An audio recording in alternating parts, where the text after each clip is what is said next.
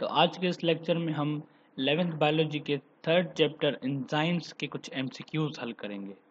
याद रहे ये जो एमसीक्यूज है वो मैंने कुछ पास पेपर से लिए हैं, कुछ किताब से लिए हैं और कुछ मैंने अपने बनाए हैं जो कि एमडीकेट के लिए बहुत हेल्पफुल साबित हो सकते हैं। तो चलिए स्टार्ट करते हैं। सबसे पहला एमसीक्यू है holo enzyme consist of apoenzymes in prosthetic group, proenzymes and prosthetic group, coenzymes and prosthetic group, proenzymes and apoenzyme and coenzyme। तो इन पांचों में से देखिए कि कुछ अल्फाज ऐसे भी है जो कि हमने सुने भी नहीं है, जैसे प्रोएंजाइम, तो बी वाला ऑप्शन तो बिल्कुल नहीं होगा, और इसमें प्रोएंजाइम है तो डी वाला भी नहीं होगा, ए सी और ई हो सकता है। तो होलो एंजाइम एक ऐसा है जिसमें प्रोटीन पार्ट के साथ एक नॉन प्रोटीन पार्ट भी हो, तो नॉन प्रोटीन पार्ट को तो हम प्रोस्थेटिक ग्रुप कहते हैं। तो वो वाला ऑप्शन ढूंढें जिसमें प्रोस्थेटिक ग्रुप भी हो। तो प्रोस्थेटिक ग्रुप एक ये है और एक ये है, लेकिन हमें पता है कि holo enzyme consist of apoenzyme in prosthetic group, उसमें एपोएंजाइम होता है और एक प्रोस्थेटिक ग्रुप होता है। तो इसका ए बिल्कुल सही जवाब होगा। The biological catalyst are called, biological जो कैटलिस्ट होते हैं, कैटलिस्ट हम किस चीज़ को कहते हैं जो कि रिएक्शन को फास्ट करवाता है। तो बायोलॉजिकल कैटलिस्ट जो होते हैं वो एंजाइम होते हैं। ये सिंपल है बिल्कुल, ये भी पास पेपर में आ चुका है। MCQ number 3, a dash is mostly a non protein chemical compound that is required for the protein biological activity. वो कौन सा एक नॉन प्रोटीन केमिकल कंपाउंड है जो कि प्रोटीन की बायोलॉजिकल एक्टिविटी के लिए बिल्कुल ज़रूरी है। एक्टिव साइट, सबस्ट्रेट, कोफैक्टर या फिर एंजाइम, तो वो है कोफैक्टर। कोफैक्टर जो है तकरीबन नॉन प्रोटीन पार्ट है, केमिकल सब्सटेंस है ये, तो कोफैक्टर का सी बिल्कुल सही जवाब होगा। MCQ number 4, from the following which enzymes entirely consist of protein. इन तीनों में से वो कौन सी एंजाइम है जो कि प्रोटीन की बनी हुई है। लिगेस, एमाइलेज, माल्टेस या फिर ऑल ऑफ दीज। इसमें जो एमाइलेज एंजाइम है या ये एंटायरली टोटली प्रोटीन की बनी हुई है, यानी किसी और चीज़ का मिक्सअप है ही नहीं इसमें। MCQ number 5, if the enzyme contains only the protein it is called. अगर एक एंजाइम जिसमें सिर्फ और सिर्फ प्रोटीन है, जिसमें सिर्फ और सिर्फ प्रोटीन, उसके अलावा कोई भी नहीं, तो उसे हम क्या कहते हैं, प्रोटियोजाइम या फिर होलो एंजाइम या फिर एपोएंजाइम या फिर प्रोस्थेटिक ग्रुप। तो इसमें हमें डालना होगा प्रोटीनजाइम या फिर हम किसी सिंपल एंजाइम कहते हैं। ठीक है, फिर आते हैं MCQ number 6, the proteinaceous part of enzyme is called. एक एंजाइम है जिसके दो पार्ट होते हैं, एक प्रोटीन पार्ट होता है, एक नॉन प्रोटीन पार्ट होता है। और उसके प्रोटीन पार्ट को हम क्या कहेंगे, उसके हम प्रोटीन पार्ट को कहेंगे एपोएंजाइम। उसके हम प्रोटीन पार्ट को कहेंगे एपोएंजाइम। जैसे मैंने पहले बताया होलो एंजाइम जिसमें एक एपोएंजाइम होता है यानी प्रोटीनस पार्ट, और एक प्रोस्थेटिक ग्रुप होता है जिसमें नॉन प्रोटीनस पार्ट। ठीक है, the non proteinous part of enzyme is called, तो अभी भी मैंने बताया कि नॉन प्रोटीनस पार्ट को हम कहते हैं प्रोस्थेटिक ग्रुप। ठीक है, MCQ number 8, if the non proteinous part of enzyme is organic then it is called. अगर ये जो नॉन प्रोटीन पार्ट होता है एंजाइम का वो ऑर्गेनिक है तो उसे हम क्या कहेंगे। A cofactor, B coenzyme, C holoenzyme, D prosthetic group, तो उसको हम कहेंगे कोएंजाइम। हम क्या कहेंगे, कोएंजाइम, जिसमें नॉन प्रोटीनस पार्ट जो है वो ऑर्गेनिक हो। ठीक है, if the non proteinous part is inorganic in nature then it is called.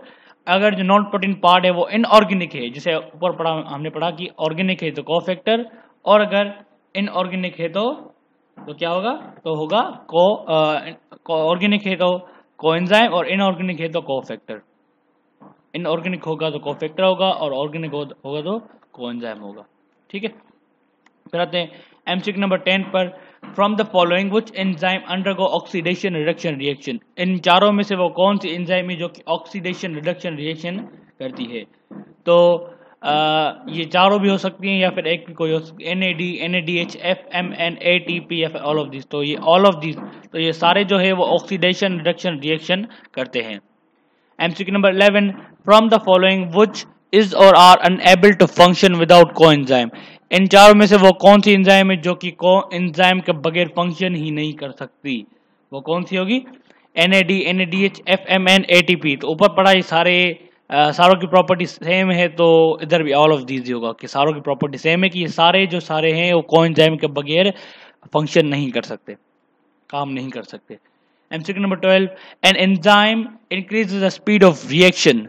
Enzyme, ये तो हमें पता है कि एंजाइम जो है वो रिएक्शन को स्पीड अप करता है, लेकिन क्या करके स्पीड अप करता है? By adding activation energy, by lowering the activation energy, by increasing the activation of energy, by decreasing concentration of reactant, by increasing the concentration of product. तो ये तो हमें पता है कि एंजाइम जो है वो एक्टिवेशन एनर्जी को लोअर करता है। एक्टिवेशन एनर्जी जितनी कम करेगा उतना ही तो फास्ट होगा ना। जितनी एनर्जी कम एनर्जी में वो रिएक्शन बहुत फास्ट काम करेगा, तो इसलिए हम कहते हैं कि एंजाइम जो है वो एक्टिवेशन एनर्जी को लोअर करता है, तभी वो ही फास्ट काम कर सकेगी। MCQ number 13, nucleic acid which also serve as enzyme. वो न्यूक्लिक एसिड जो कि एंजाइम के तौर पर भी काम करता है, तो वो कौन सा है? वो है राइबोजाइम। वो है राइबोजाइम, राइबोसोम नहीं, कोएंजाइम नहीं, न्यूक्लियोप्रोटीन में नहीं, उसको कहते हैं हम राइबोजाइम। ये सेकंड पेज पे लिखा हुआ है इस चैप्टर के, ठीक है। MCQ number 14, zinc ion is an activator for enzyme. Zinc ion जो होते हैं ना, वो कौन सी एंजाइम के एक्टिवेटर के तौर पे काम करते हैं? लिगेस, मैग्नेस, फॉस्फेट, हेक्सोकाइनेस, या फिर नन ऑफ दिस, या फिर उसमें तो कोई भी नहीं। तो इसमें देखें तो लिगेस के लिए भी काम नहीं करता, मैग्नेस के भी काम नहीं करता, फॉस्फेट के भी काम नहीं करता, हेक्सोकाइनेस के भी काम नहीं करता, ई यानी इन चारों के लिए काम नहीं करता, उसका मतलब नन ऑफ दिस, इनमें से कोई भी नहीं है। फिर आते हैं हम एमसीक्यू नंबर 15 पर कि magnesium ion is an activator for enzyme. Magnesium ion जो है ना, वो कौन से एंजाइम को एक्टिवेट करवाते हैं? लिगेस, मैग्नेस, फॉस्फेट, हेक्सोकाइनेस, या फिर नन ऑफ द, सारे सेम ऑप्शन। तो मैग्नीशियम आयन जो है वो ना, वो फॉस्फेट वाले एंजाइम को एक्टिवेट करवाते हैं, फॉस्फेट वाले एंजाइम को एक्टिवेट करवाते हैं। तो ये था हमारा आज का लास्ट एमसीक्यू, और इन सारे एमसीक्यूज का मैंने एक पीडीएफ बनाया हुआ है, और वो मैंने डिस्क्रिप्शन बॉक्स में लिंक दी है, अलॉन्ग विथ की भी उसके साथ है। तो अगर आपको डाउनलोड करना है तो आप डिस्क्रिप्शन बॉक्स में जा सकते हो, उधर लिंक मिलेगी, उसको क्लिक करेंगे तो आप डाउनलोड भी कर सकते हैं। और अगर आपको ये वीडियो अच्छी लगी हो तो लाइक कर दीजिएगा, और अगर आपने अभी तक सब्सक्राइब नहीं किया तो सब्सक्राइब भी कर ले, और साथ में बेल आइकन का दबा ले, ताकि मेरी हर नई वीडियो की नोटिफिकेशन आपको मिल सके। Thank you very much.